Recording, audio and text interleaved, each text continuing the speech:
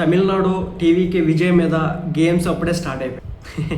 అధికారం చేపట్టలేదు, గవర్నర్ ఏమో సీఎం అవడానికి అవకాశం కల్పించట్లేదు. ఈ నెంబర్ తెస్తేనే, అదే 118 సీట్లు తెస్తేనే, సంతకాలు తెస్తేనే నేను సీఎం అని చేస్తా అంటున్నాడు. మరో పక్క చూసుకుంటే కనుక ఇప్పుడు తమిళనాడుకి సంబంధించిన హైకోర్టు కూడా ఇప్పుడు బిగ్ షాక్ అయితే ఇచ్చిందనమాట.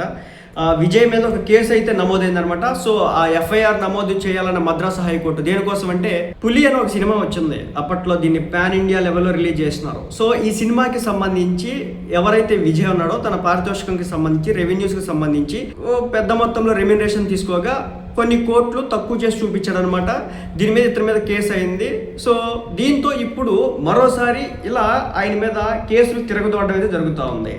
2015లో పులి సినిమా విడుదల సమయంలో జరిగినటువంటి ఆదాయ పన్ను ఐటీ సోదాల ఆధారంగా విజయ్పై కేసు నమోదు చేయాలని మద్రాసు కోర్టు ఆదేశించింది.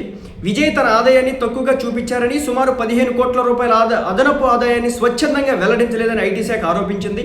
విజయ్ రాజకీయ ప్రస్థానంపై మరియు ముఖ్యమంత్రి పదవిని ఆశించే క్రమంలో ఆయనకు ఎదురవుతున్నటువంటి అడ్డంకులు ఒకటి కాదు, రెండు కాదు. అర్థమైందా? పులి సినిమా సమయంలో ఇచ్చేసినాడు. ఇదే కాదు, ఆయన మీద ఏవో కార్స్ కూడా కొన్నాడని, లగ్జరీ కార్లు. సో వాటికి సంబంధించి కూడా ట్యాక్స్ చెల్లించాల్సినటువంటి ట్యాక్స్లు కూడా చెల్లించలేదని చెప్పేసి ఆయన మీద కేసులు ఉన్నాయి. అలాగే ఆయన సినిమాలకు సంబంధించి కావచ్చు, ఫైనాన్షియల్కి సంబంధించి కావచ్చు, అనేక కేసులు పెట్టినారు. గత 5 సంవత్సరాలకి ఇబ్బందులు పడుతూ ఉన్నాడు. మీకు చెప్తా ఆశ్చర్యపోతారు, జన నాయకన్ అని చెప్పేసి ఒక సినిమా రాబోతా ఉంది. అది తెలుగుకి సంబంధించి భగవంత్ కేసరి అనుకుంటా, దాన్ని రీమేక్ చేసినాడు విజయ్. ఆ జననాయకన్ అనే సినిమాని కూడా ఇప్పటి వరకు ఆ స్టేట్లో రిలీజ్ కానివ్వకుండా అనేక రకాల అడ్డుపులలు పెట్టినారు. సెన్సార్ విషయం దగ్గర నుంచి మొదలు పెడితే ఆ సినిమాకి సంబంధించినటువంటి ప్రొడ్యూసర్స్ వరకు అనేక ఇబ్బంది, రిలీజ్కి, వాటికి సంబంధించినటువంటి పబ్లిషన్స్కి, అన్నిటికీ తలపోట్లే. సో మొత్తానికైతే మరి వీటి ఎఫెక్ట్ సీఎం అయ్యేదానికి ఏమైనా ఛాన్స్ని కొల్లగొట్టడానికి అవకాశం ఉందనే కోణంలో కూడా చూడాల్సి ఉంటుంది. మొత్తానికైతే ఒక పక్క సీఎం నోటి దాకా వచ్చింది పదవి, అది వస్తుందో లేదో కూడా తెలియట్లేదు.